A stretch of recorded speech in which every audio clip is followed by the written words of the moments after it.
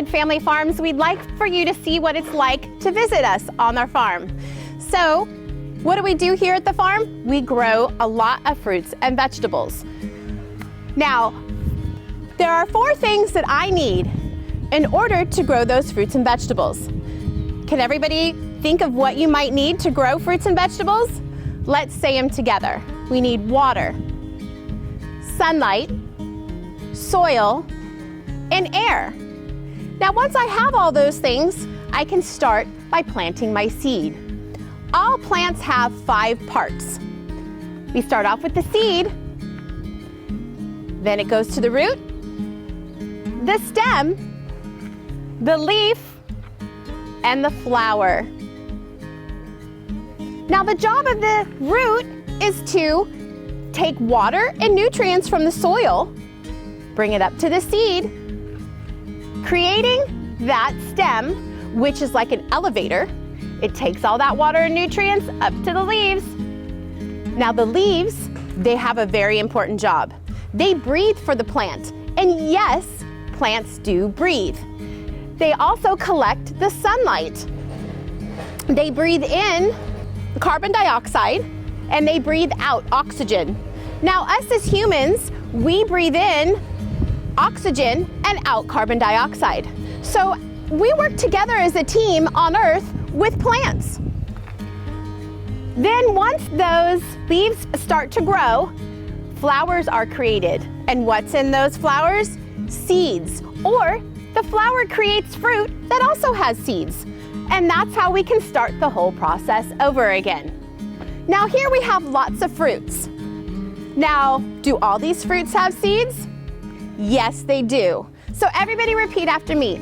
All fruit have seeds. Now, do we always eat the seed in the fruit? No, not necessarily. We've got peaches and cherries, and those have a big seed, and we call those a pit. Now, do you think we eat that pit?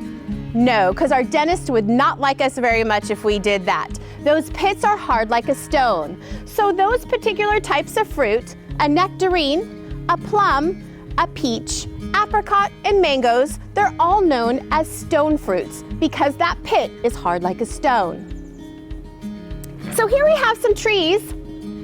Now, are trees plants? Yeah, they are. They start off as a seed. They have roots. They have a stem, but we call that stem a trunk. They have leaves, and they have flowers.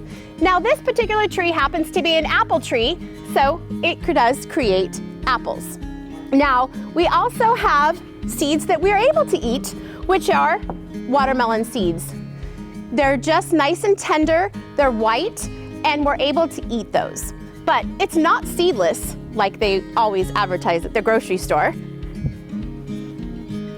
All right, so if all fruits have seeds, do vegetables have seeds? No, they don't. So if they don't have seeds, where do I get the seeds to plant the vegetables? Well, guess what? It's not from the grocery store. When we're eating a vegetable, we're eating the young part of the plant. So if we were to leave this carrot in the ground, it continues to grow. What's the 5th part of our plant? Happens to be our flower. What's in that flower? Seeds. So by letting this grow, getting a flower, going to seed, we're able to harvest those seeds. There are farmers that actually plant vegetables. They don't pick them, and they let them go to seed. They harvest those seeds, and they sell them to farmers like us, who we actually grow them, and then we have them for you to come and pick, or we pick them ourselves and sell them at our produce stand or at our farmers markets.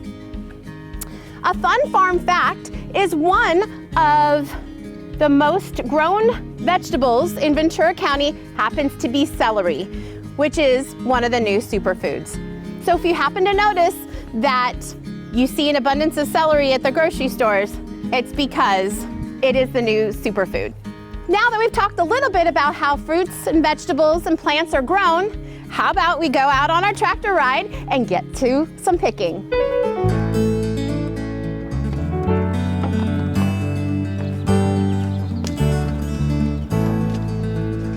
right, everyone, are you ready to head out and go picking? Well, before we head out, I have a few rules on my wagon. That is please remain seated with your hands and arms inside. We have a tradition in here on our farm, and that is, on the count of 3, if you can give me the biggest yeehaw, then we'll head on out. Ready? 1, 2, 3, yeehaw!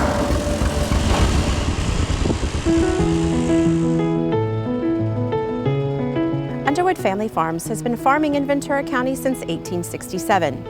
Here at our Moore Park Farm, we have 30+ acres of fruit, vegetables, and fun for all ages. We are a sustainable farm, which means we plant flowers that bring in beneficial bugs, and we do crop rotation to aid with pest control.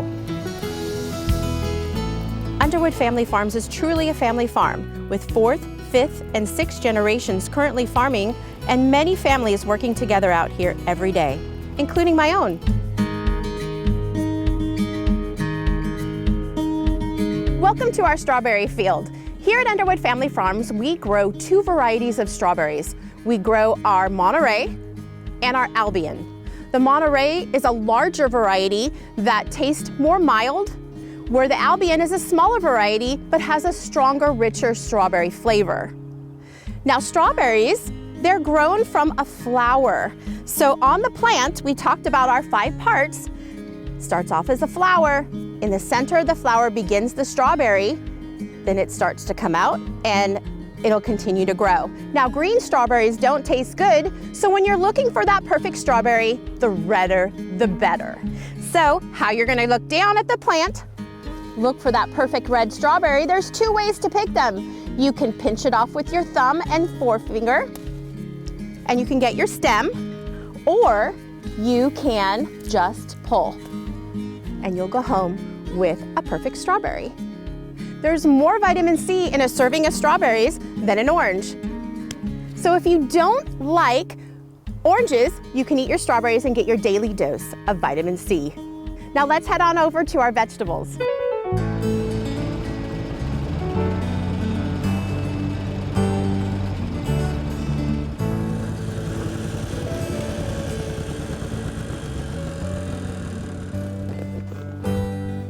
All right, let's go check out those Japanese turnips.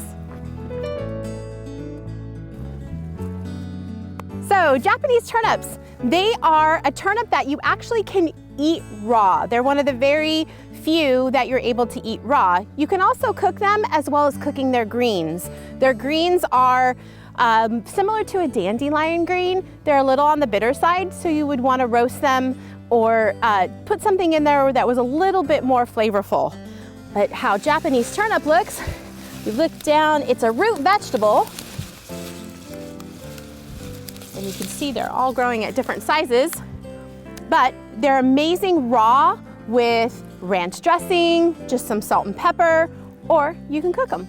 We're gonna head on over to another root vegetable here on our farm. We have 3 different varieties, and those are our beets. So here we have some varieties of beets. We have our red beets on this side and our golden beets on this side. Red beets are a little more on the earthier tasting, and the goldens are a little bit more on the sweeter side. What's wonderful about a beet is you can eat the entire plant, from root all the way to the leaves. The leaves actually provide, so these are our golden, and let me grab one of our red, and the leaves have more vitamins than the beet itself. There's protein, phosphorus, and they have an amazing amount of fiber, and they're really low in calories. We're gonna move on to our next vegetable, which happens to be one of my favorite here on the farm, and it's our carrots.